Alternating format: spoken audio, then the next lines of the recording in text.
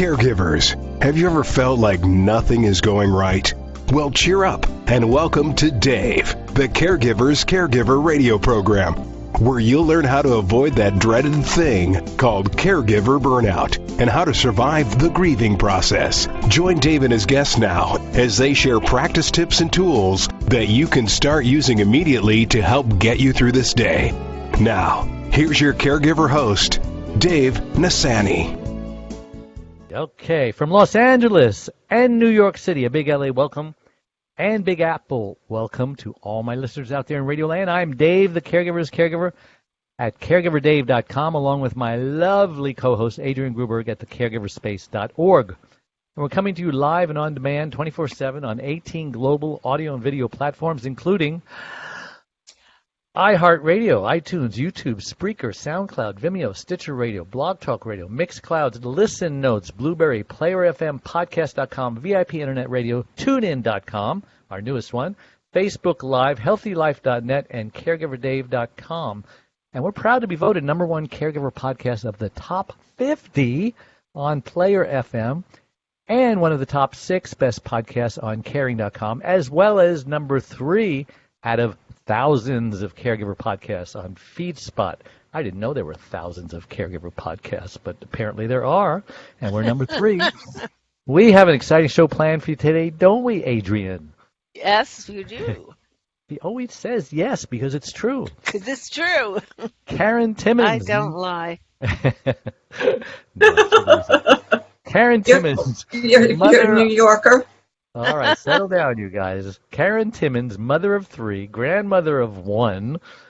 Her interests are animal conservation, helping the homeless, the treatment of depression and bipolar disorder, and suicide prevention. Worthy goals. She supports both the American Foundation for Suicide Prevention, the AFSP, and the Survivors of Suicide SOS. That's a great acronym. The latter is a support group for the people whose loved ones have taken their own life. She came to know of these organizations after the death of her younger daughter. Oh, my gosh.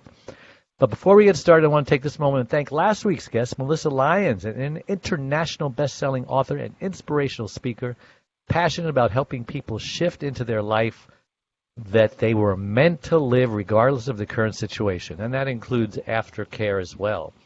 So just a reminder, you can watch or listen to that interview and all our other interviews on our membership website, caregiverdave.com, or any of those other 17 global networks that I just mentioned earlier. All right, enough of that. Welcome to the show, Karen Timmons. So excited to have you on. Thank you. Excited to be a guest. So I like to ask my guests just to take a minute or two, introduce yourself. I like to just ask the question, who is Karen Timmons and why was she put on this earth? Yeah, that'll take you back to a leap, huh? Are you there? No, Did you fall off your chair? No. This is my husband's chair. It's like I'm not. No, I would say that. Go ahead. Because of the suicide of my daughter, it made me very aware of the aftermath. So I've been through a lot, and that just, everything I went through made me who I am today. And now I speak out. And now you're on an interview, and that's amazing in and of itself, right? Yes, it is. Thank you. Wow. Depression hits when you least expect it. Yes. And we have bipolar. We have triggers. It can be the simplest thing, and 1 minute I'm okay, and the next day I'm just a horror. I'm not nice. Mainly my poor husband gets it. And anyone that we always hurt the ones we love, the ones we shouldn't hurt at all. I know I've received all that wrath from my wife as well when she was in the grief process and she was going through her depression and her anger and all of that. So I don't want to get ahead of ourselves. I want people to know why you're going through all this stuff and what stuff you're going through. So let's start with, because our audience are caregivers.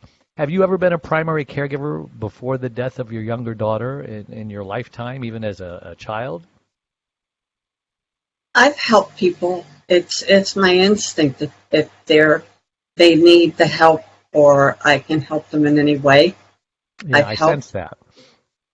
but I've been more on the receiver end of the caregiver, The watching caregiver my who husband. needs the caregiver who needs a caregiver. Right, and my husband and daughter were my caregivers like 24/7, plus nurses, doctors. I had a nurse. I had open hearts. No, I had a bypass. Well, I had all that. I skipped. All the above. I had I needed a transplant, Ah. and I was on a transplant list for like a year and a half. And you go into the hospital, and they put the thing in your neck to register everything, your heartbeat and everything like that. Mm. And the closest I came was once. You go into the hospital, and it's called A1 time.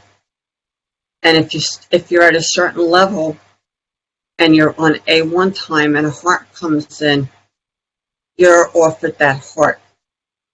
This went on for a year and a half, Wow. and it did not help my depression. The thing is, Well, we moved and bought a home, and it's like all hell broke loose. Within a what came month, first? Were you uh, my I want, daughter's suicide. okay, so obviously that probably brought about depression. Were you That depressed before that in any way? yes, yes, Okay, so you were So yes. like are clinically you depressed. I'm clinically are yes, you I am. bipolar? Pardon? I'm Are you bipolar. bipolar? And are Yeah. I'm you bipolar. medicated? Are you Yeah, which is medicated? I take medication and it's trial and error. Right. You know, Okay. sometimes it'll last months, and sometimes it's weeks or a week. It's a constant on the go thing. yeah. So you don't have a regular cycle that you can sort of count on. It just shows up.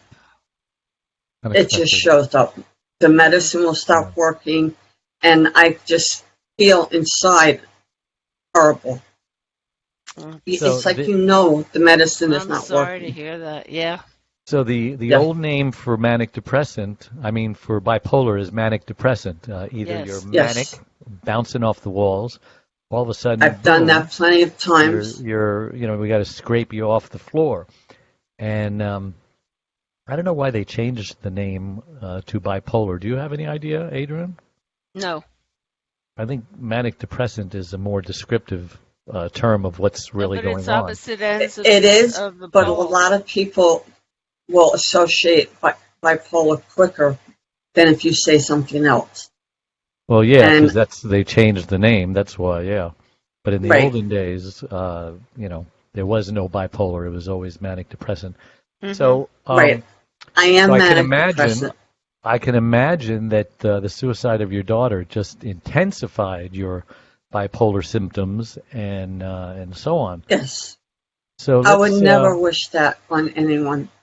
right. Of Can course we not. go through that, or is it too emotionally painful to Well, if I talk start about that? crying, please forgive me, but um, we moved to the new house and I knew she was upset and my son had called Is this because and of it the was move? yeah, my son called and had my middle daughter on the phone and she was very upset. So I got to the phone and I said, Doris, what's going on? Everything was going wrong for her and I knew it, but not to the extent Hmm. that she was going to take her life. I spoke to her the night before she took her life, And I was able to get, I love you, Mom. And I just knew something was wrong. Mm. And we call each other, my children, we call each other every day, my two daughters especially. And I called the next morning and there was no answer. And I was like, that's not like her. Mm-hmm. I called and called and called. Finally, I called her girlfriend because she's gay. So she had it for her with a friend. I'll be nice about it. And I got in touch with the mother. And it took about 2 hours. And at that point, I knew something was wrong. Mm-hmm. And I let out the most unbearable scream in the world. To this day, I miss her. I think about her often. It mainly overpowers me because of the depression. So it adds to the depression. Of course. I was not expecting it. I mean, she literally set everything in motion and then gave a call to her girlfriend's mother and said, I'm going to kill you, you know, her girlfriend, da da da da da. And I got a phone call, and that's when I, you know, like, Darce, what's going on? No, Ma, I wouldn't tell someone that. You know me. I said, are you sure, Darce? Because we had made arrangements that she was going to get in the car up in Albany and come down to us in Florida. We went out the next day and bought a mattress, you know, for the bedroom and everything. When I didn't get the call back from the mother, I called the grandson, and he answered. And then I called, and the police said that he had passed away. Hmm. She laid everything out. How She was old was she? 34. Mm-hmm. 34. And how long ago was this? It'll be 6 years Okay. this October. I hate Halloween because it happened on the 30th. You're a strong woman. Do you think your daughter, probably, I'm thinking as I ask the question, but do you think she inherited this bipolar? Yes. And she was going through her own depression, wasn't necessarily because of the move? Well, she was a recovering alcoholic. Mm-hmm. Self-medicating. And right. Yes. And excuse me. She apparently started doing drugs again and drinking, which I had no idea. But when they did the autopsy, there was no drugs found in her at all. So that was like, what? But then I got her phone and saw messages, and I realized. But my thing was, she spoke to someone. They could have gotten in touch with me because I had no idea any of this was going on. She spoke to actually a few people. And then that was the worst call ever. Ever. You know, I lost my mother at an early. It was her first and only attempt? Yes, and she succeeded. She laid everything out. How did she do it? She took pills and she took NyQuil. But she laid everything out, took a picture. A note? And she left notes. She left a very simple, plain note for my husband and myself. She left a note, paragraphs, to my grandson, to myself, my son. This is her son? No, my grandson is from my oldest daughter. So she wasn't married? Your daughter. She wasn't married. She was so in love with her that, it's, I Yeah, you would kept, think to this day, that it's love like, would have kept her alive. Yeah. right, but unfortunately, the girlfriend was a huge part of her Depression? depression. Mm-hmm. And she let other people know, but not me. She would say, Wow. I'm sad, or, so-and-so took my car. The relationship was toxic, and I didn't know it. Yeah. I'm sure you've gone through many emotions when you discovered that she had taken her life. Grief process, God, yeah. the denial, the anger, the bargaining, the depression. Was Even there now, guilt? Was there guilt in there too? oh, God, yeah. Even now, I mean, you think, what did I miss in those conversations? Right. What, The woulda, why coulda, didn't, shouldas. Yeah. right, and I live with that, like, basically daily. So, do you at least mentally recognize that it wasn't your fault, that there was nothing you could No, have done, and let go I of the guilt? do. I would love to say I could let go of the guilt, but I can't. It's still, when she took her life, she took a huge part of me. Sure. Mm-hmm.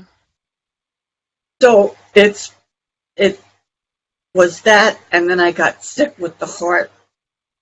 So everything just compounded. Yeah. I was taking medication for my heart because I was, Yes. not feeling well. Mm-hmm. And the reason I'm alive this day is to my husband. I went to sit down. I was going to go upstairs. I took all my medication, and my chest was killing me. But I just thought, all right, it's, I'm depressed, whatever. And I went to turn around to go grab the railing on my stairs, and I just collapsed back into it, into like the stairs. And my husband said, "Are you all right?" And I couldn't even talk right. And he came over, and the tightness, I couldn't even breathe. And he went to get me up, and I couldn't move. You were going into shock, I think. Mm-hmm. Yeah. Let's take a break. This is a good time to take a little breather and take a break. So we'll be right back. Don't go away, okay? One Arm, One Leg, 100 Words, Overcoming Unbelievable Hardships is about Charlene, a stroke survivor. Back in 1996, Charlene was a healthy, normal, very active 52-year-old woman whose amazing talents resemble that of both a Martha Stewart and a Wonder Woman. But all that changed when she suffered a massive stroke that left her severely speech impaired and paralyzed on the right side. Everyone who knows Charlene is thoroughly amazed at how she lives day by day, month by month, year by year, and with a smile on her face and hope in her heart that everything is going to be okay. Just hear what best-selling author Lynn Barrington has to say about it. If you think you have it bad, read this book. This is a beautiful, genuine story told from the heart. It's inspiring and easy to read. When you finish this book, you'll be able to look at your concerns in a new light. One Arm, One Leg, 100 Words, Overcoming Unbelievable Hardships. Available everywhere. And we're back with Karen Timmons and Adrienne Gruberg, and we're talking about depression. And you're a strong woman, Karen. I know you don't feel like it most of the time, but well, I'm still in the recovery. I mean, I thank God my heart is doing wonderful. Well, how long But after the suicide did you start having heart problems where you needed surgery and all of that stuff? She took her life in October, and March the following year, March like 26th or 27th. Did you have So heart it was a problems few months. before the suicide? And your No, parents, neither parent had heart problems? Both my parents. Had? My mother passed away when I was 17 with a major heart attack. My father passed away at 43 I never got to Yeah. know him. So the My stress of the grandfather, suicide couldn't have helped it. no, it added to everything that was going on, and I just kept it to myself. Mm. And I would cry all the time and just be anxious. And, I was going to a psychiatrist, and I was going to, I loved them both, my psychologist. And I just, somehow, the stress, I smoked. I was up to like 3 packs or 4 packs a day, just one after the other, after the other, after the other. And then unpacking and moving and putting things where you want them, and then trying to concentrate on not thinking your child is not here anymore. Right. Had a lot of stresses going on. Moving is stressful in and of itself. Right, but it's also Suicide. it's horrible. It's taken a horrible toll on my husband, Yeah. my remaining 2 children, my grandson. I'm not the same. I mean, I'm me, Yeah. but There's a part of you that's missing. yes. Same with my So, wife. yes. And will I get to that part? I hope so. Well, I try to we think can, very positive. yeah, be optimistic. And right now, my medication, thank God, is working. So as long as Thank my God. medication is working, I'm good. Just remember, if you can see it, you can be it. That's a little Yes. cliche. Oh, yes. But a lot of people, I mean, even Thomas in the Bible says, unless I see it, I won't believe it, But we have to be the opposite. We have to believe it to see it, not like the world. Well, that's why I'm a big advocate, because I use Robin Williams as the example. Yeah. He had everything in the world going for him. Everything. Fame. Personality-wise. I mean, he was loved by so many people, but he had such depression, no one knew it. And that's the thing. A lot of times people don't like to discuss depression because they think, oh, people are going to feel bad for me, or someone else. And that's not the case. And people attach shame to depression. Yes, I depression, don't. They're depressed. depressed. Depression I many don't. times is a symptom of something else, like Parkinson's or Lewy body dementia. I mean, depression is a symptom, and depression is a killer, obviously. And Yes. so, It let's took talk a about your toll on me. husband. Let's talk about your husband, the caregiver. My husband. So he started Yes. caring for you mostly after the suicide. You were an emotional wreck. I And then you was. started becoming, and I assume you were even maybe a little mean to him during that emotional Oh, yes. stuff. And Yes. so give us some I've examples of how been mean you mean. were. And I only ask this because there's other caregivers out there and other loved ones. And it helps for people to know, because people beat themselves up over being mean to their loved one. And yet, when they I'm hear very mean. that it happens to other people, say, wow, okay, maybe it is normal. Maybe I don't deserve to beat myself up every day or feel guilty every day and stuff like that. Not the only one. Yeah, you're not. I'm extremely mean. So give me some extremely examples mean. of how extremely mean you were, and I bet some other people. Oh, I can, still am. But you still am. Well, at least you're honest. But you're working on it, right? I'm working on it. He's a trigger for me right now. The last couple of months, huh? he's been my trigger. I We'll make have sure told that he him, watches this interview so that he can pick up some pointers. If he's on another laptop, he could be watching this, but it's going to be recorded. you know what? Actually, without him, I would be dead. I give him a lot of credit because I screamed at him. I have called him I'll be kind. I've called him every name there is. And when I say it, it's the look in my eyes, and it's this darkness.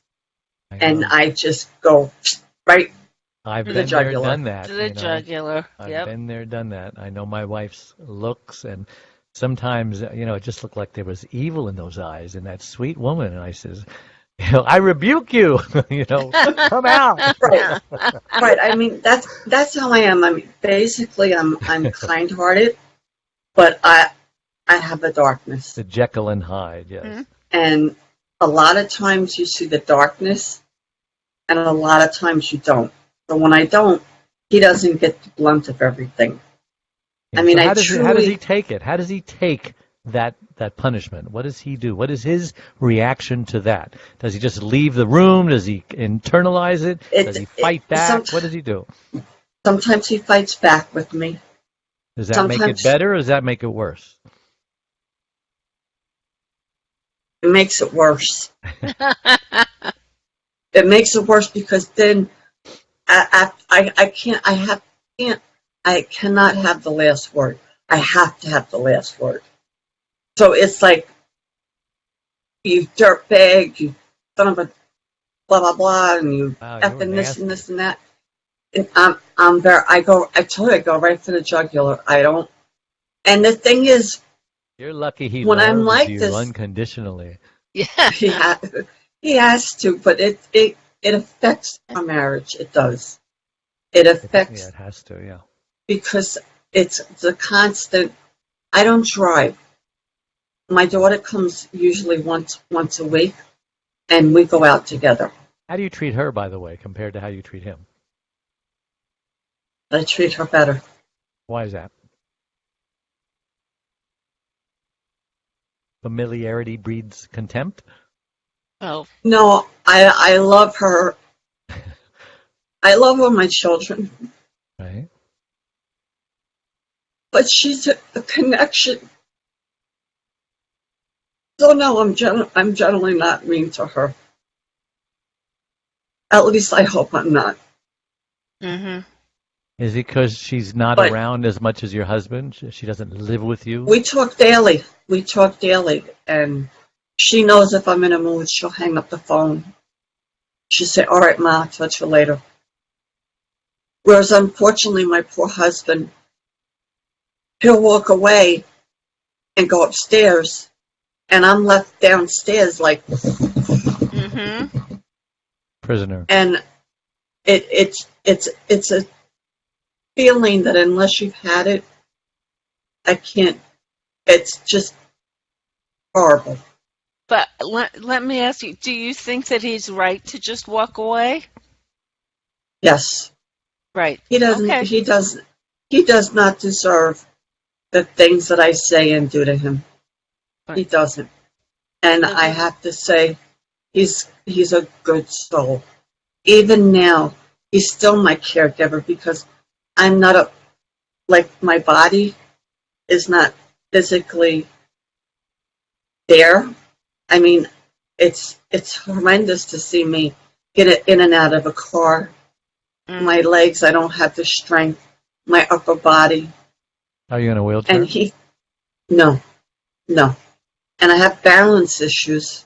So Mm-hmm. when that sets in, it's like, It's the Do you worst. think a powered chair would help your functionality and your state of mind and your husband's attacks?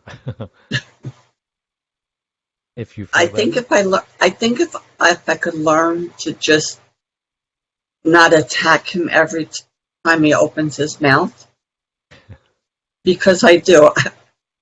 9 times out of 10, God forgive me, he catches the worst of me. Do you think he's doing it on purpose or he's just an innocent soul stepping in quicksand? He's the innocent soul stepping in quicksand. Do you love him? Yes, How often do you tell him that? I don't tell him. You need to tell him at least once a day. Mm-hmm. Okay.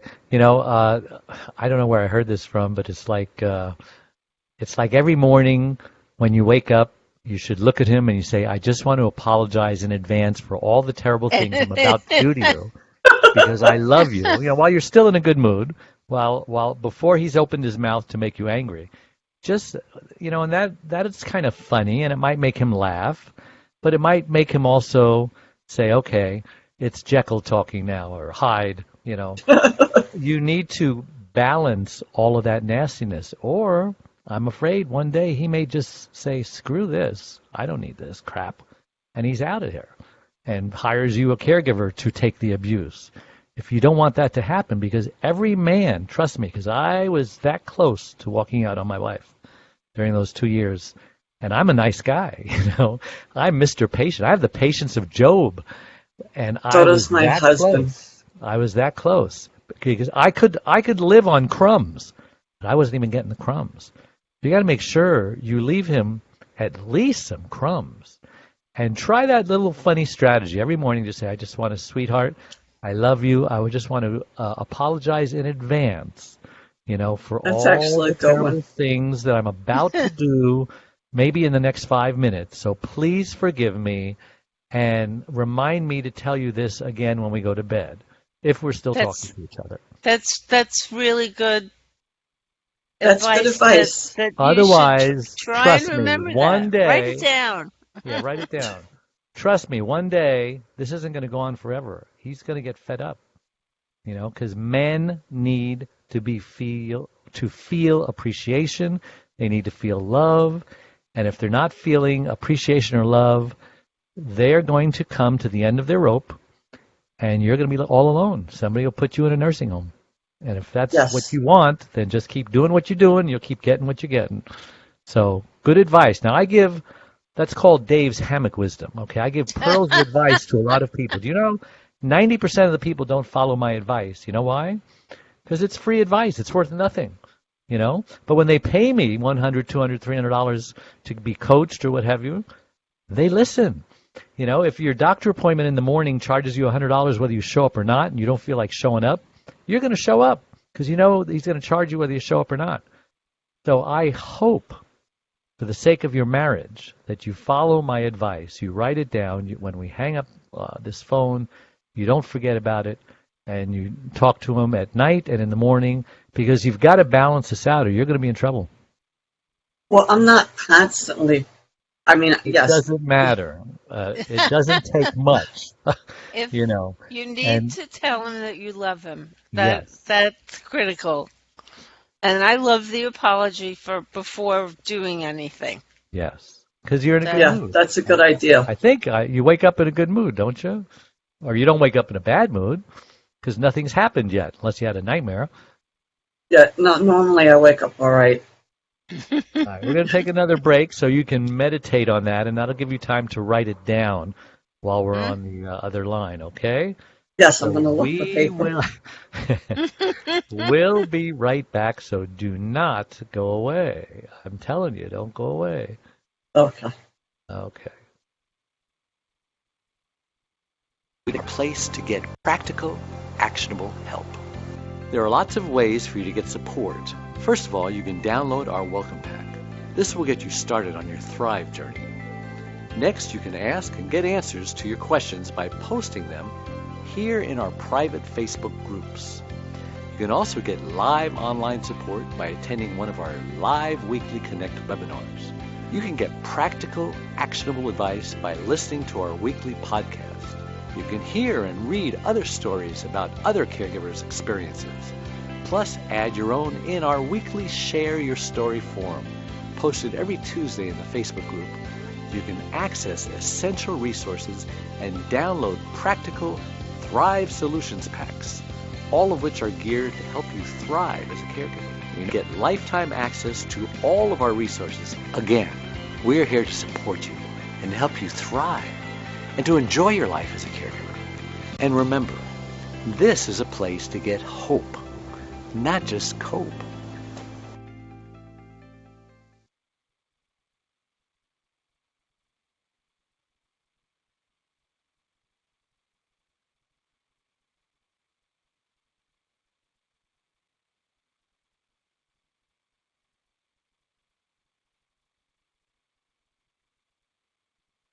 And we're back with Adrienne Gruberg and our special guest, Karen Timmons. And so... Wrote it down. What? Oh, good for you. Good. Good. And believe me, this is going to make a huge difference in your life. Because you're going to feel better, he's going to feel better, the guilt will will go away, believe it or not, because at least you'll say, well, at least he knows how I feel. But before you were rewarding good behavior, and I'm sorry, you were rewarding bad behavior and not rewarding good behavior, and so you just can't keep doing that. So what is this about the homelessness? When did you get involved in that, and how does it impact you? You're not homeless, right? No, thank God. My middle daughter, who took her life, at times would be homeless because she just would go on binges, and for the grace of God, someone looked after her, and that always stays in my mind. If I have, why can't I share? Yeah. I mean, I can't share thousands of dollars, but I'm involved now in a project where we go deliver food to a teen outlet where the ages are like, I think 18 to like in the 20s, where they can go take a shower, eat something, change your clothes, things like that. Are these runaways? I don't know. Okay. That part I don't know. I mean, we went there the day it opened, and we were in the car, and the radio, the commercial just grabbed me. It was like, this is it. This is what I've been looking for. Well, you can give back, yeah. So if I can give back a little, it just makes me happy, because out of the kindness of people's heart, my daughter many times stayed alive. And you see it so frequently, you try to understand. There's no understanding. Sometimes you see the teens and you're like, and then you think they might have been on drugs, or the parents just were miserable to them, or that someone was abusing them. There's so many reasons. Right. Yeah. And not everyone is sane enough to talk to you as a homeless person. Yeah. So this shelter, they don't talk to us, which is okay. I don't expect that. They thank us to the top of the world. I'm not looking for that. I'm just trying to help someone have that takeaway food, or have that toothbrush and toothpaste and things that we take for granted. If I can just do some of that returning back, that makes me happy. Is Deborah your daughter's name? Yes. Yeah, I think she's listening. Deborah and Lisa, Melinda, Marjorie, hello, everyone. Guveria, Rose, and Helen. If any of you guys want to call in, you just need to dial the number and punch in that meeting code that's in there. And if you want to ask, Karen, I got a question. Adrienne has a question. The SOS people, the survivors of suicide? Yes. Can you tell us a little bit about what you're doing with that? You go to a group meeting, and there's people there like yourself, that their loved one took their lives. Their loved ones took their life in front of them. That's the one thing I'm grateful for. Yeah. If anything out of all of it, I'm grateful for that. Because you go to these meetings and you see these people, if they can even speak. There's all that, we have that common ground. And you can speak if you want to speak. You could not speak. We haven't been involved in it for a while, but we're going to get back into it because that would help us a lot. I recommend it to survivors. I truly do. It makes you not feel so bad. and it helps a little with the grief. Yeah. And to know that the thing is, you're not alone. We have a good friend who goes to our church, and she's, just a solid person. And she was going through a bout of depression. She was in the hospital for 6 months, trying to get over it. Wow. Came out and just took her life. Put some ankle weights on her feet and jumped in the pool, and that's how they found her. And I think Wow. you're right. Depending on how they do it, can really affect you. When my wife had a stroke, the doctor says, "Well, hide the pills from her," and I says, "Why?" He says, "Suicide. Men use a gun, women use pills." Right. And for the men who've used a gun, gosh, at least think of what you're leaving behind. If you're doing it in the house, there's a mess to clean up. Somebody has to clean I've been it at up. meetings, right, where the person will say that they were going through a bad time with their husband, and they came to the door with the kids, and the husband was there and shot himself right in front of them. You hear these stories and you think, Yeah. oh my God, all right, at least mine is not that bad. Yeah. There was one woman that she specifically tried over and over to commit suicide.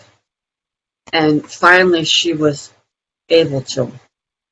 The parents, you can have them locked up, but there's only so many hours. Sure. I forget what it is, but there's a limited amount of time that they will lock someone up Right. for suicide. So they give them, say 3-day treatment. Oh, you're fine, and they release you. Yeah, we had a daughter when she was a teenager. It was like 25, 30 years ago or so. And she was a problem child. She wouldn't obey the rules. We showed her where the door was. She left, and then, she'd be living on the street or living in her car, and then she'd come back and try to follow the rules and couldn't do it and left again. And she made 2 suicide attempts. Fortunately, they were unsuccessful, but we felt like prisoners and trapped in this. And finally, we just had to tell her, listen, if you commit suicide, we would feel sad. We would cry at your funeral, but we have no control over what you do when you're out there. And because you wonder if a lot of times they use it as a weapon to try to control their parents. So, well, if I don't do this, or if you don't take me back, I'm going to commit suicide. And yes, and you can't pay a ransom to terrorists. You can't be their prisoner. And so that's why we told him. It says, we would die, we would be unhappy, we would be sad, we would cry at your funeral, but ultimately it's your decision. We hope you don't do it. And then, I have a gas station, and one day, we heard the sirens and highway patrol. They were going down the street, then they were going up the street, then they were going everywhere, and then finally, I heard them again, and they had set up, those things to blow your tires on the street because they were in pursuit of this person.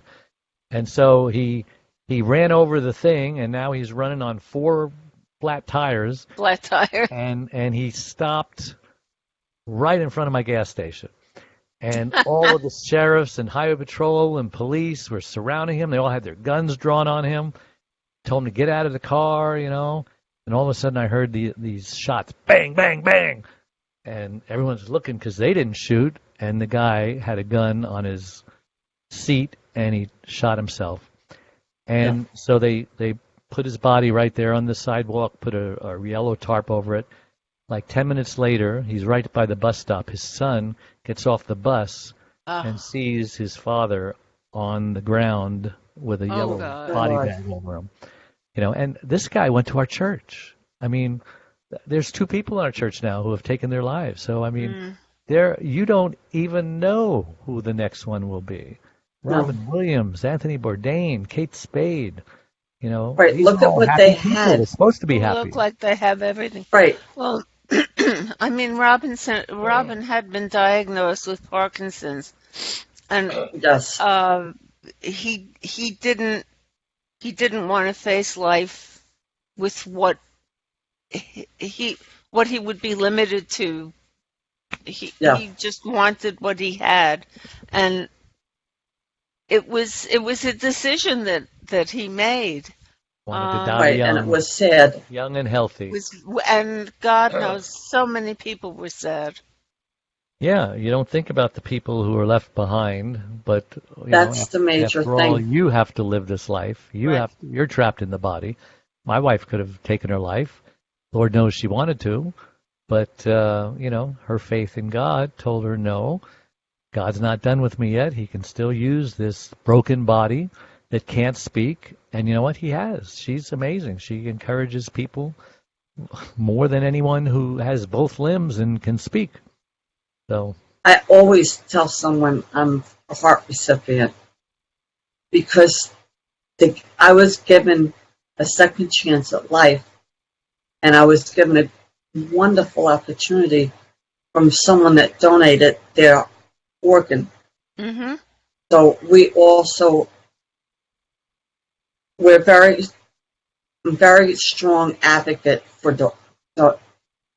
donations. Yeah. I have to say that slow. So, yeah, say it 3 times fast. I'm So a donor. Well, You are. me too. And Whatever so- they can use. Take it. Yeah. I am too. Yeah. So what's this about big game and trophy hunting? That sounds a little off the wall. What's going on there? President Trump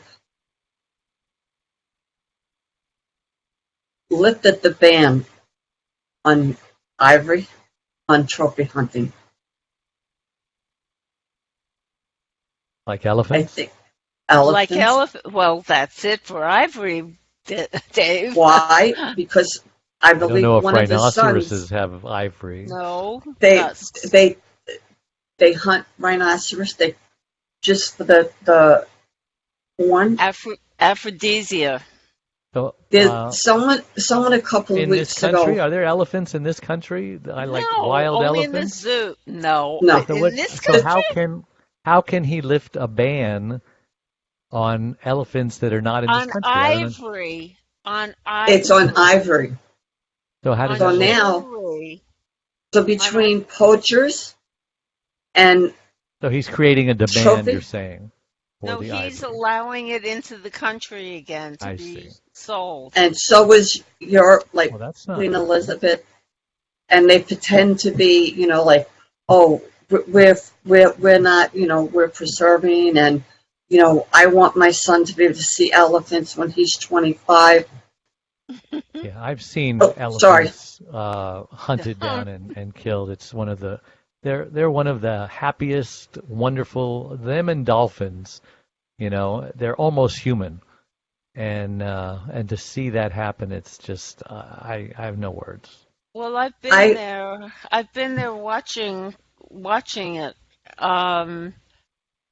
Poachers. When you poachers and vultures on the elephants, and the poachers taking the tusks and the feet, and it's not a happy thing. It definitely puts it all in perspective very quickly. Right, there mean, was a, Whales too. yes. Well, The amount of hunting that's going on, there was an article on Google, and the photographer took a picture of the elephant that was cut, the whole head and the body left.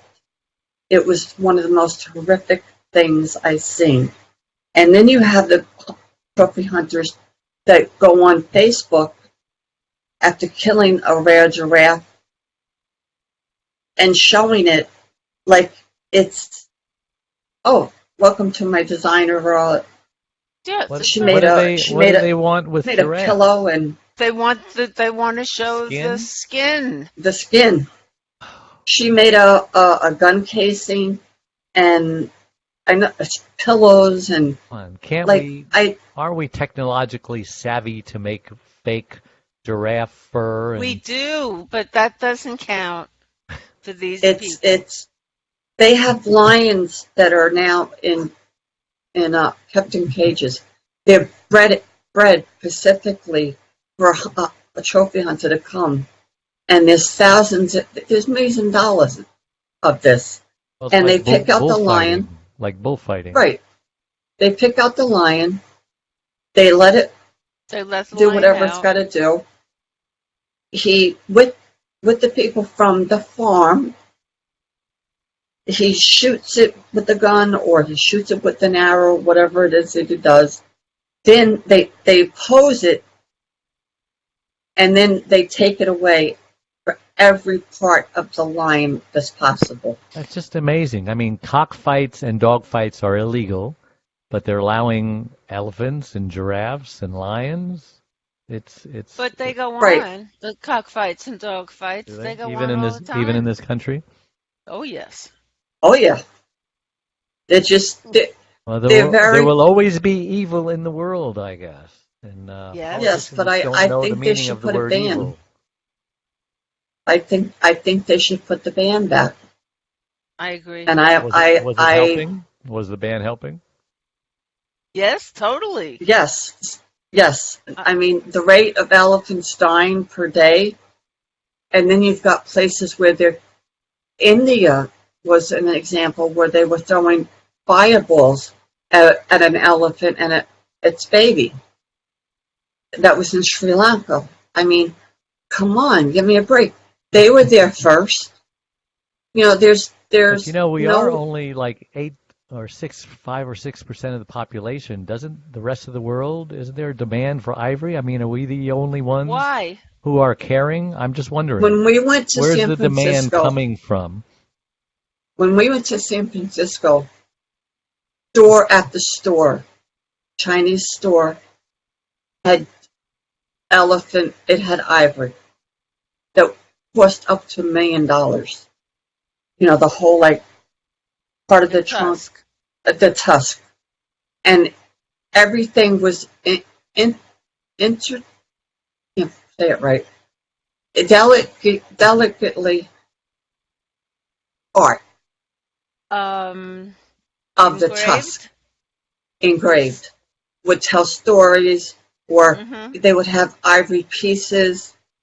Every store, like I mean, it was unbelievable that I said, "This is sickening.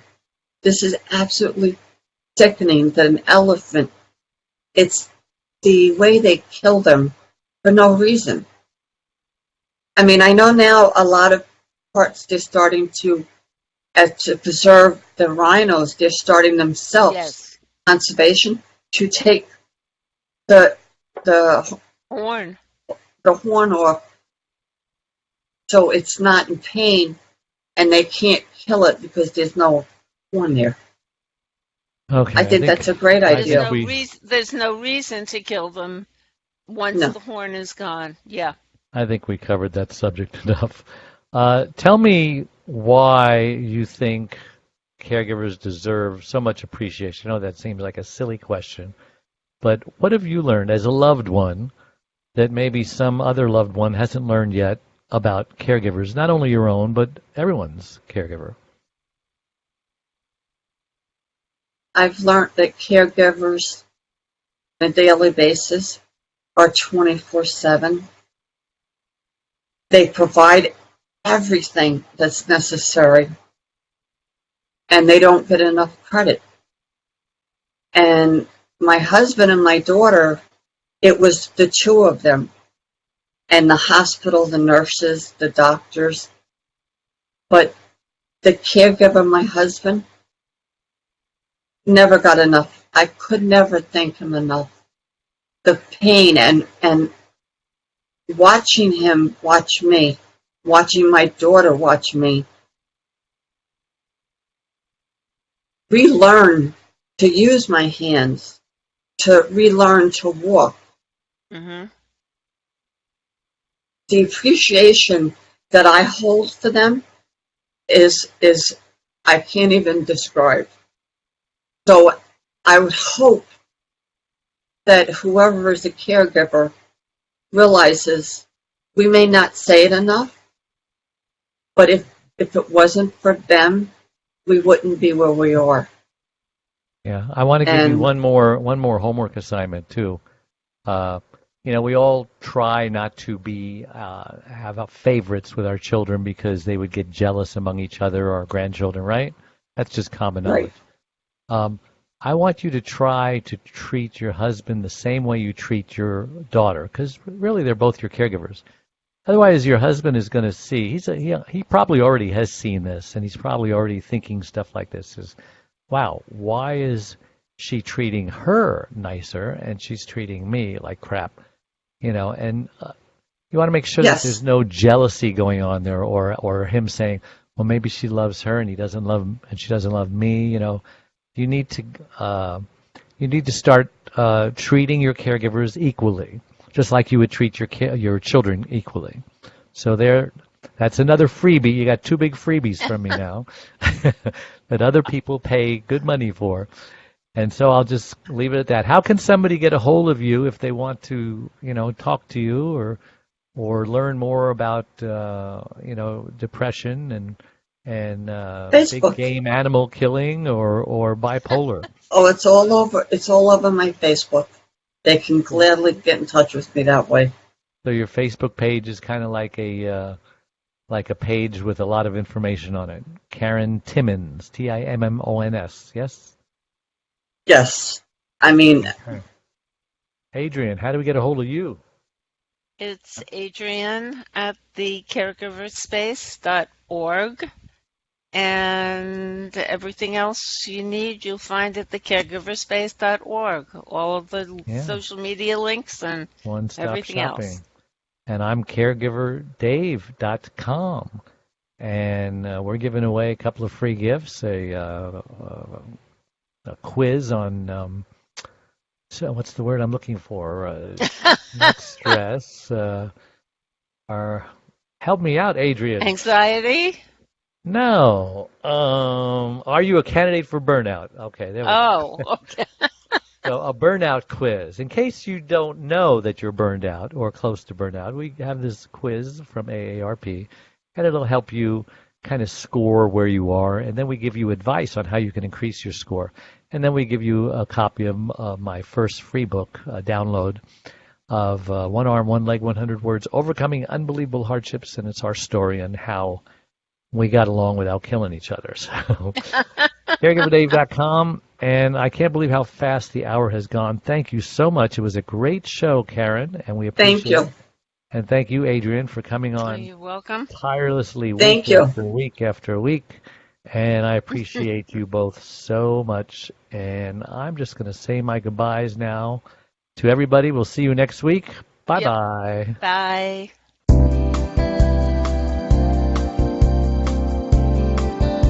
Thank you for listening to the Caregivers Caregiver radio program with Dave Nassani.